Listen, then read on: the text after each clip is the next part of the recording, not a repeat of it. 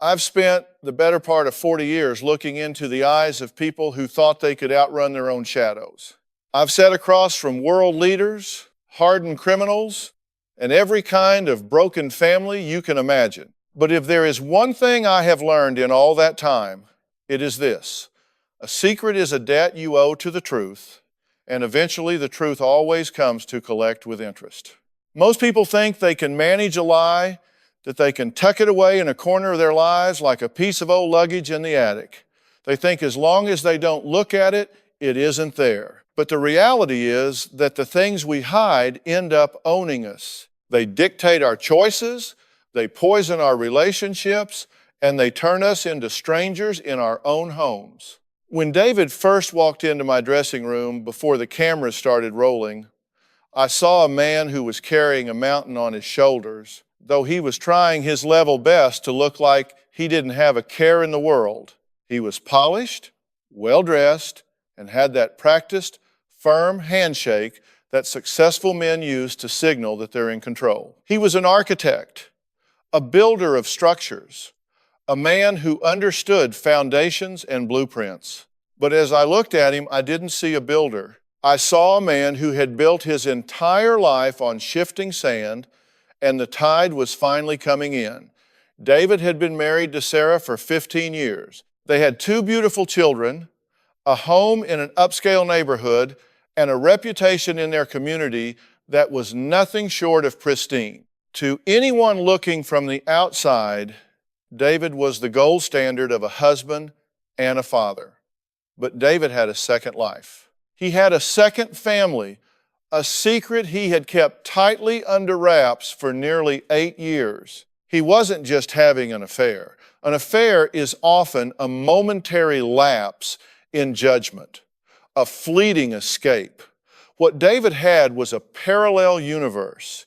In a city just 3 hours away, there was another woman named Maria and a 7-year-old boy named Leo who called David Daddy. He had managed to maintain 2 separate households, 2 separate identities, and 2 separate sets of emotional obligations without either side knowing the other existed. It's a level of compartmentalization that is frankly chilling when you really sit down and analyze it. To pull something like that off, you have to be able to lie to yourself as much as you lie to everyone else. You have to live in a state of perpetual performance. I watched him through the monitors as he sat on the stage next to Sarah before I walked out. Sarah looked like she had been hollowed out from the inside. She was a woman who had woken up one morning believing she knew exactly who her husband was, only to find out by lunchtime that she had been living with a ghost. She had discovered the truth through a stray notification on an old tablet David had given to their daughter, a message from a woman she didn't know, showing a picture of a child who had David's eyes. In that single moment, 15 years of her history had been rewritten. Every anniversary, every holiday, every I love you was suddenly cast in a different, darker light. She wasn't just angry, she was disoriented. Her reality had shattered, and she was trying to pick up the pieces with bleeding hands. When I finally walked out onto that stage, the air was thick. You could feel the tension vibrating in the floorboards. David sat there, his jaw tight, looking straight ahead. He was still trying to maintain the good guy persona. He was already framing his narrative that he did it out of love, that he didn't want to hurt anyone, that he was trying to be responsible for both families. It's a classic move. We tell ourselves these altruistic lies to keep from having to face the fact that we are being incredibly selfish. I've seen it 1,000 times. He thought he could come on my show and somehow explain his way out of the wreckage. He thought if he could just get me to see the logic behind his decisions, he could walk away with his dignity intact. But dignity is a luxury you lose the moment you start living a double life. I sat down, leaned in, and looked him square in the eye. I didn't say a word for a long time. I just let the silence sit there between us. Silence is a powerful tool because people feel the need to fill it. And when they're hiding something, they usually fill it with more lies or defensive posturing. David started shifting in his seat. He adjusted his tie. He cleared his throat. He was waiting for me to ask a question, but I wanted him to feel the weight of the room. I wanted him to feel the eyes of the audience, and more importantly, the eyes of the woman he had betrayed. The central problem here wasn't just the infidelity. It was the fundamental erasure of trust. When you lie to your spouse on this scale, you aren't just breaking a promise, you are gaslighting their entire existence. You are making them question their own sanity. Sarah had spent years noticing small things, the late nights, the business trips, the moments when David seemed a million miles away. And every time she had asked him about it, he had looked her in the face and told her she was imagining things. He had made her feel small for doubting him. That is a form of psychological abuse that leaves scars much deeper than any physical wound. As we began to peel back the layers, I wanted to understand how a man gets to this point. Nobody wakes up and decides to start a second family on a whim. This was a slow erosion. It started years ago, back when David was feeling the pressure of his first child being born. He felt overwhelmed. He felt the weight of the provider mantle. And instead of leaning into his marriage, he looked for an exit. He met Maria at a conference. She didn't know he was married. To her, he was the single, charming architect who swept her off her feet. He gave himself a fresh start with her. He could be whoever he wanted to be in that second life, free from the history and the expectations of his first one. It's an addiction, really. The rush of being a hero to a new woman, the excitement of a new child, the thrill of the hunt, it all provides a high that masks the underlying rot. But the high never lasts. Eventually, you have to pay the bills. You have to manage the schedules. You have to remember which lie you told to which person. David had been living in a state of high alert for 8 years. His nervous system must have been fried. You could see it in the way his eyes darted around the studio. He was a man who had forgotten how to breathe normally. He was always waiting for the other shoe to drop, and now it hadn't just dropped, it had crushed the floor beneath him. I looked at Sarah, then back at David. I asked him, David, do you even know who you are anymore? Because the man sitting here isn't the man Sarah married, and he isn't the man Maria thinks she knows. You've become a shapeshifter. You change your colors depending on which room you're standing in. And the problem with being a shapeshifter is that eventually you lose your core. There's nothing left inside but the lies. He tried to protest. He started talking about how he provided for Maria, how he was there for Leo's birthdays, how he never missed a mortgage payment for Sarah. He was counting his good deeds like they were tokens he could use to buy back his soul. I had to stop him right there. I told him, don't you dare sit there and tell me about the checks you signed. You don't get points for doing the bare minimum while you're destroying the emotional foundations of two different households. Being a father and a husband isn't about the money in the bank. It's about being present, being honest, and being whole. You haven't been whole in a decade. The backstory of David's childhood began to emerge as we talked. He grew up in a house where appearances were everything. His father was a prominent figure in the church, a man who preached morality but practiced something very different behind closed doors. David had learned early on that it didn't matter what you did as long as people thought you were doing the right thing. He had inherited a legacy of shadows. He saw his father lead a double life, and in some twisted way, he thought that was just how men handled the pressures of the world. He was repeating a cycle he didn't even realize he was in. He was a product of a don't ask, don't tell environment, and he had perfected the art of the facade. When you grow up in a house where the truth is secondary to the image, you learn to compartmentalize your soul. David's father had been a pillar of the community, but he was also a man who lived a life of quiet, desperate inconsistencies. David watched him navigate that world, and he picked up the tools of the trade without even knowing he was doing it. He learned that you could be one person in the daylight and someone entirely different in the dark, as long as you kept the two worlds from colliding.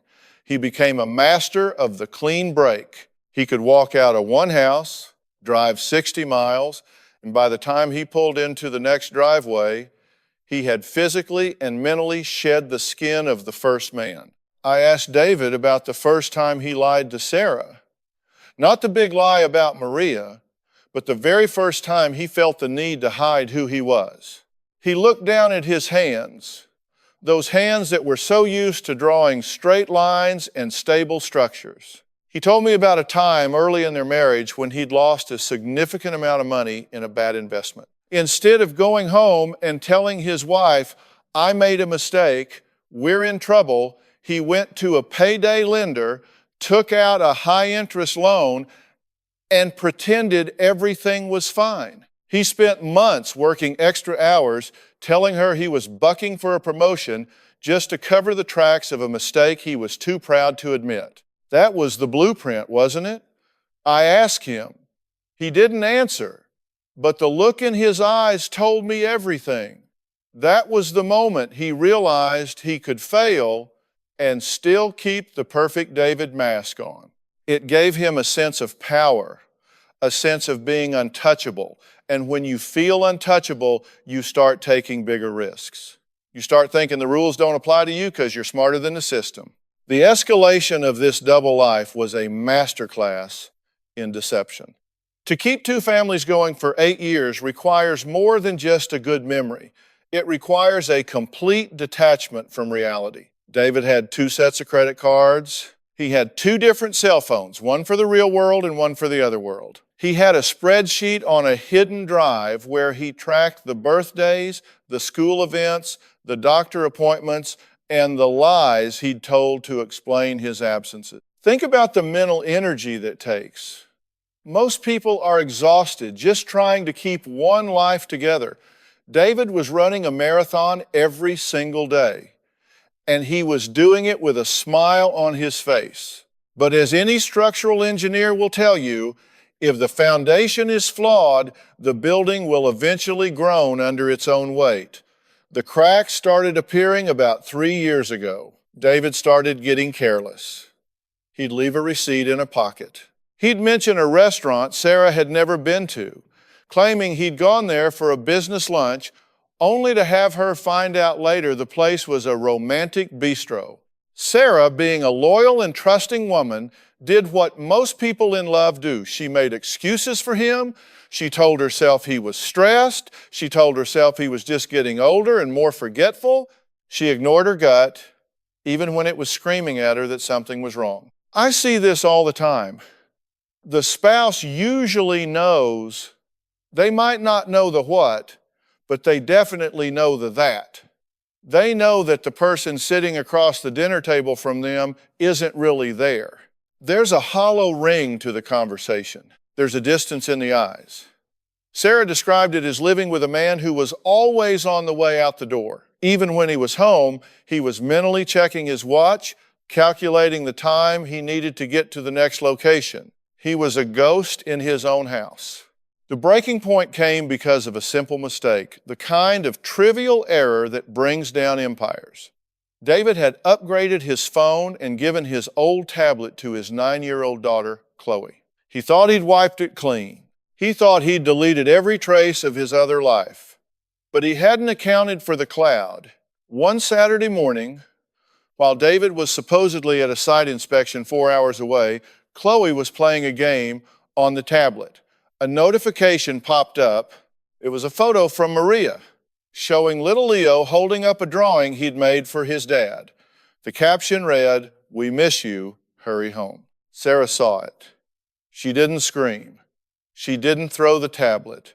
She told me she felt a strange, cold clarity wash over her. It was the moment all the pieces of the last 8 years finally clicked into place. The late nights, The unexplained work, trips to that one specific city, the emotional distance, it all made sense. She took the tablet, drove to the address she found in the contact info, and sat in her car across the street from a modest suburban home. She watched as her husband, the man she had raised a family with, the man she had shared her bed with for 15 years, pulled into the driveway, got out of his car, and was greeted by a little boy who jumped into his arms. Can you imagine that? Can you imagine the sheer, visceral trauma of watching your life get erased in real time? She didn't confront him then. She couldn't. She was in shock. She drove home in a trance. And when David finally walked through the door that evening, smelling like a life she didn't know he had, she just looked at him and said, "Who is Leo?" The confrontation that followed was a hurricane. David tried to lie. He tried to claim Leo was a client's kid, then a nephew he'd never mentioned, then a godson. He cycled through 5 different lies in 10 minutes, each one more desperate and pathetic than the last. But Sarah had the tablet, she had the photos, she had the truth. When he finally realized the game was up, he didn't collapse in remorse. He didn't beg for forgiveness. Instead, he did something even more revealing. He got angry. He blamed Sarah for spying on him. He blamed her for ruining the balance he'd worked so hard to maintain. He actually had the audacity to suggest that he was the victim because he was the one carrying all the stress of keeping everyone happy. That's when they ended up in my office. They weren't there to fix the marriage, at least Sarah wasn't. She was there to find out if anything in her life had been real. She was there to see if I could make sense of the man who had become a stranger to her. And David was there because he still thought he could manage the narrative. He thought he could explain to me, man to man, that he was just a guy who got caught in a tough spot and tried to do the honorable thing by everyone involved. I looked at them both on that stage, the bright studio lights reflecting off the tears on Sarah's face and the cold, calculated sweat on David's brow. I told the audience, you're looking at 2 different tragedies here. You're looking at a woman who has lost her past and a man who has lost his soul. And the worst part is there are children involved who don't even know their world is about to explode. I turned to David and I said, you keep using the word provide. You say you provided for 2 families. Let's talk about that. You provided money? Sure. But you also provided a lie. You provided a fake father figure. You provided a legacy of deception for your son and your daughter. What happens when Leo grows up and finds out his father was a ghost? What happens when Chloe realizes her dad was living a whole nother life while he was tucking her into bed? You haven't provided anything but a ticking time bomb, and it just went off. David started to get defensive again. He said, Dr. Phil, you don't understand the pressure. Maria was alone. She was pregnant. I couldn't just walk away. I stopped him. You didn't walk away from Maria because you liked the way she made you feel. You liked the version of yourself you saw in her eyes, the hero, the savior. You weren't protecting her. You were feeding your own ego. You were playing a role because you weren't man enough to deal with the complexities of your actual life. The tension in the room was so high, you could have cut it with a knife. Sarah was shaking, her hands gripped tightly in her lap. I could see the anger starting to replace the shock. That's a good sign, usually. Anger is a protective emotion. It means you're starting to realize you didn't deserve what happened to you. But for David, the anger was a shield. He didn't want to feel the shame, so he turned it into rage. He started questioning my credentials, questioning the show, questioning why he'd even come there. You came here, I told him, because you're a narcissist who thought he could win. You thought you could charm me, you thought you could charm the audience, and you thought you could once again gaslight Sarah into believing that this was somehow a complicated situation. It's not complicated, David. It's simple. You're a liar. You've been a liar for 8 years, and now you're a liar who's been caught. The question is, are you going to keep lying to yourself, or are you going to finally take ownership of the wreckage you've caused? David didn't like that word. Narcissist. It's a word that's thrown around a lot these days, but when I use it, I'm not just talking about someone who likes looking in the mirror. I'm talking about a specific type of personality that lacks the empathy to see how their actions devastate others. I'm talking about a person who views people as tools to be used for their own emotional comfort. David looked at me with a coldness that would have chilled most people, but I've seen that look before. It's the look of a man who realizes his mask has been ripped off and he's standing naked in front of the world. I didn't come here to be insulted, he snapped. He actually stood up, adjusted his coat, and looked toward the wings of the stage as if he were going to walk off. I didn't move, I didn't chase him. I just sat there and said, "Sit down, David. You've spent 8 years running. For once in your life, stay in the room. Stay in the truth. If you walk out that door, you're just proving that the only thing you're capable of is escaping. You've got a wife here who deserves answers, and you've got a son in another city who doesn't even know his father is a work of fiction. Is that the legacy you want?" He sat back down, but he was simmering. I turned my attention back to the psychology of the deception. You see, when a man like David builds a second life, he's not just looking for sex or excitement. He's looking for a version of himself that doesn't have any baggage.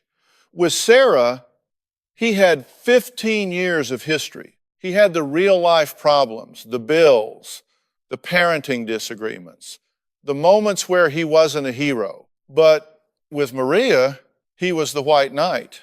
He could show up, be the perfect partner for 48 hours, and then go back to work. He was living in a perpetual honeymoon phase because he never stayed long enough for the reality of a relationship to set in. I brought up Maria's side of the story. My producers had spoken to her, and the tragedy there was just as profound, though in a different way. Maria believed David was a consultant who traveled constantly. She believed he was a man who had lost his parents young and had no siblings. Another lie David told to explain why she never met his extended family. He had even told her that he had a difficult ex-wife from years ago, that he was still paying off, a story he used to explain why he was sometimes tight with cash or why he couldn't stay for entire holidays. He had painted Sarah as a villain in a story Sarah didn't even know she was a part of. When I shared this with Sarah on stage, the look on her face changed. It went from heartbreak to a kind of cold, calculating fury. "You told her I was a difficult ex?" she whispered. "While you were eating the dinner I cooked? While you were sleeping in my bed?" David didn't have an answer. He looked at the floor. He was a man who was used to having a blueprint for everything, but he had no plan for this. He had run out of materials. He had run out of space to build more lies. I leaned in and said, "David, let's talk about the children. Let's talk about Leo and Chloe. You're an architect. You know that if you build a house on a fault line, it doesn't matter how beautiful the molding is, it's going to collapse. You have created a psychological fault line for those two children. Chloe now knows her father is a stranger. Leo is going to find out his entire existence was a secret that his father was ashamed to share with the rest of his world. How do you explain that to a 7-year-old? How do you tell him, I loved you, but not enough to be honest about you? That was the first time I saw a crack in his armor. His eyes welled up. He wasn't crying for Sarah, and I don't think he was crying for Maria. He was crying because he realized he had failed as a father in a way that couldn't be fixed with a checkbook or a fancy vacation. He was realizing that he had poisoned the well for the people he claimed to love the most. "I thought I could keep them separate," David stammered. "I thought if they never met, they'd never be hurt." "That is the most arrogant thing I've heard today," I told him. "You thought you were God? You thought you could curate the reality of 5 different people indefinitely? That's not love, David. That's control. You wanted to have your cake and eat it too, and you didn't care who had to choke on the crumbs. You let your daughter discover this on a tablet. You let your wife drive to a stranger's house and watch you play daddy to another woman's child. You didn't protect them. You traumatized them. I turned to Sarah. I wanted to help her find her voice in this chaos. She had been sitting there like a spectator in her own life. Sarah, I said, what are you feeling right now? Not what you think you should feel, but what is the truth in your gut? She took a long, shaky breath. I feel like I've been living in a movie, she said. I feel like the man I loved for 15 years never actually existed. I'm looking at him right now, and I don't recognize him. I don't even know if his name is David. I don't know if anything he ever told me about his childhood, his work, or his feelings was real. I feel erased. That word erased is exactly what victims of long-term deception feel. Their history is stolen from them. They look back at photos of vacations or birthdays and they don't see happy memories. They see a performance. They look at the person they shared their most intimate secrets with and realize that person was essentially a double agent. I told Sarah, he didn't erase you, he erased himself. You were real, your love was real, your commitment to your children was real. He is the one who is hollow. He is the one who has to wake up every morning and decide which face to put on. You are the one with the solid ground beneath your feet. Even if it feels like it's shaking right now, you have the truth. And the truth, as painful as it is a foundation you can actually build on. The confrontation reached its peak when I asked David what his plan was for the next 24 hours. Not the next year, not the next decade, just the next day. I wanted him to see the immediate, messy reality of his choices. I have to talk to Maria, he said. You think? I replied. You have to go back to that house where a little boy is waiting for his hero, and you have to tell that woman that every word out of your mouth for the last 8 years was a fabrication. You have to tell her she's not a partner, she's a secret. And then you have to come back here and figure out how you're going to look Chloe in the eye. David looked like he was going to vomit. The sheer weight of the logistical and emotional nightmare he'd created was finally settling in. He couldn't architect his way out of this one. There was no renovation that could fix this structure. It had to be condemned. I sat back and looked at the audience. We see this and we think it's an anomaly, I said. We think David is a monster, but David is just a man who refused to be uncomfortable. He didn't want to deal with the discomfort of a marriage that had lost its spark, so we found a new one. He didn't want to deal with the discomfort of being a bad guy who leaves, so he stayed and lied. He took the path of least resistance at every turn, and that path led him straight into a canyon. I spent the next hour working with Sarah, helping her understand that she wasn't responsible for David's choices.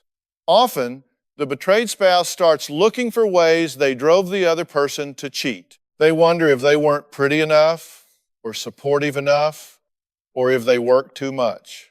I had to disabuse her of that notion immediately. Sarah, I said, you could have been the perfect wife, you could have been a saint, it wouldn't have mattered. This wasn't about you. This was about a hole in David's soul that he was trying to fill with a secret. You didn't cause this, you couldn't have prevented this, and you certainly can't fix this. The only thing you can do is decide what kind of life you want to live from this moment forward. Do you want to live a life based on truth, or do you want to keep trying to patch up a ghost? She looked at David, really looked at him, for the first time since the show started. The fear was gone. The confusion was being replaced by a very necessary boundary. I want a life where I don't have to wonder if the person next to me is a lie, she said. I've seen a lot of people walk off my stage over the years. Some walk off in a huff, some in tears, and some walk off with a newfound sense of purpose. David walked off like a man who had just seen his own reflection for the first time in a decade, and he didn't like the person looking back at him. But the work doesn't end when the lights go down. In many ways, that's where the real surgery begins. We went backstage into a private area away from the audience because I wanted to see if the show David was different from the real David when the cameras weren't rolling. He was slumped in a chair, his head in his hands. Sarah was standing by the door as far away from him as she could get without leaving the room. The silence was heavy. I sat down across from him, and for the first time, I didn't use my stage voice. I spoke to him, man to man. I told him, David, the game is over. You've been playing a high-stakes poker match with your life, and you just went bust. Now, you can either keep trying to bluff with an empty hand, or you can start the long, painful process of folding and walking away with what's left of your humanity. He looked up, and his face was a mask of exhaustion. I don't know how to tell Leo, he whispered. He thinks I'm a hero. He thinks I'm the best man in the world. That's the problem, David, I said. You've been living for the hero moments. You've been feeding off the adoration of a 7-year-old boy who doesn't know the truth. You've been using that child to validate a lie. If you want to be a real man, not a hero, but a man, you have to be willing to be the villain in his story for a while. You have to be willing to tell him the truth and let him feel whatever he's going to feel. You owe him the truth because a relationship built on a lie is just another form of abandonment. You've abandoned him his entire life by not letting him know who his father really is. We talked for a long time about the concept of the double life. Most people think a double life is about the logistics, the 2 houses, the 2 bank accounts, but the real double life is internal. It's the split in the psyche. David had created a work David, a Sarah David, and a Maria David. He had spent so long switching between these personas that he had effectively killed off the original David. There was no core left. When you spend your life trying to be everything to everyone, you end up being nothing to yourself. I turned to Sarah. She was watching him, but the look in her eyes wasn't anger anymore. It was pity. That's a powerful transition. When a woman moves from anger to pity, the relationship is usually over. Anger means you still care enough to fight. Pity means you've detached. You see the person for the broken, flawed individual they are, and you realize you can't save them. Sarah, I said, you're going to have a lot of people telling you what to do. They're going to tell you to leave. They're going to tell you to stay for the kids. They're going to tell you to sue him for everything he's worth. But I want you to listen to one person, yourself. You've spent 8 years being gaslit. You spent 8 years being told that your instincts were wrong. From this moment on, your instincts are your only compass. If they tell you to walk away and never look back, you do that. If they tell you that you need to see this through to some kind of closure, you do that. But don't you ever let another man, especially this one, tell you what your reality is. She nodded, a single tear rolling down her cheek. I already know, she said. The man I married died the day I saw that tablet. This person sitting here, I don't know him, and I don't want to spend the rest of my life trying to get to know a stranger who lied to me for 8 years. In the weeks following the show, the fallout was as predictable as it was painful. David did go to Maria. He told her the truth. It was a disaster. Maria, who had believed she was in a committed, monogamous relationship, was devastated. She wasn't just losing a partner, she was losing her sense of safety. She had allowed this man into her home and her son's life under false pretenses. The legal ramifications started to pile up too. There were questions about the finances David had funneled into the second household, questions about child support, and the inevitable, messy process of a high-asset divorce. But more than the legalities, it was the psychological toll that was most striking. David checked into an intensive residential treatment program for what we call narcissistic personality traits and compulsive deception. He had to start from scratch. He had to learn how to have a conversation without a hidden agenda. He had to learn how to sit with his own discomfort instead of running to a new relationship to hide from it. It wasn't a happily ever after transformation. It was a slogging through the mud kind of growth. I checked in with him a few months later. Sarah had moved out and started a new life with the kids. She told me that Chloe was in therapy, struggling with the realization that the man she looked up to was a fake. It's a hard thing for a child to wrap their head around. They don't have the tools to understand complex adult betrayals. To Chloe, her dad was just someone who didn't love her enough to tell her the truth. That's a wound that takes years to heal, and even then, the scar remains. David was still in treatment. He was still struggling. He'd have moments of clarity followed by weeks of backsliding into his old patterns of blame shifting. He'd call the producers and complain that the show ruined his life, forgetting that he was the one who set the house on fire. We just pointed out the smoke. It's a common reaction. When people are forced to face the consequences of their actions, they often focus on the person who brought the light rather than the darkness they were living in. I sat in my office one afternoon, looking over the notes from their follow-up sessions. It's stories like David's that remind me why I do what I do. People think I'm in the business of entertainment, but I'm actually in the business of truth-telling. And the truth is rarely entertaining. It's usually ugly, it's usually messy, and it's always hard to swallow. But it's the only thing that can set you free. David wasn't free when he was living his double life. He was a prisoner of his own making. He was a slave to his secrets, constantly looking over his shoulder, constantly calculating his next move. Now, even though his life was in ruins, he was finally standing on solid ground. He didn't have to remember which phone to answer. He didn't have to make up stories about business trips. He was just David, a flawed, broken man who had a lot of work to do. And Sarah?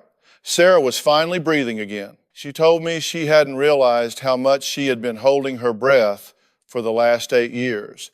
The fog, as she called it, had lifted. You see, a secret family isn't just about the extra people. It's about the extra lies you have to tell yourself to make it okay. It's about the way you have to distort your own soul to justify the betrayal of those who trust you most.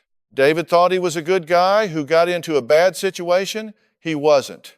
He was a man who made thousands of small, selfish choices that added up to one giant catastrophe. When people ask me if David and Sarah could have saved their marriage, I tell them that they're asking the wrong question. You can't save something that was built on a foundation of air. Their marriage ended the moment David decided to start a second life. Everything after that was just a long, slow motion crash. The goal wasn't to save the marriage, the goal was to save the people. I often think about Leo, that 7-year-old boy in another city. He's the real victim in all of this. He didn't choose any of this. He was just a child who loved his dad. I hope that one day David can be the man that boy deserves. Not the hero in the shining armor, but a real, honest man who can look his son in the eye and say, I made a terrible mistake, but I'm here now and I'm telling you the truth. Because at the end of the day, that's all we really have. Our word, our integrity, and our willingness to stand in the light no matter how much it burns. I looked at the final report on David's progress. He was still a long way off. But he was at least moving in the right direction. He had stopped calling the show to complain. He had started taking responsibility for the financial mess he'd left behind. It wasn't a total redemption story. Those are rare in real life, but it was a start. Sarah was doing better. She was rediscovering who she was outside of the perfect wife persona she'd felt forced to maintain. She was strong, she was resilient, and she was done with the shadows. She had found a new architect for her life, herself. And this time, she was building something that wouldn't collapse when the wind blew. She was building a life on the truth, and there is no stronger foundation than that.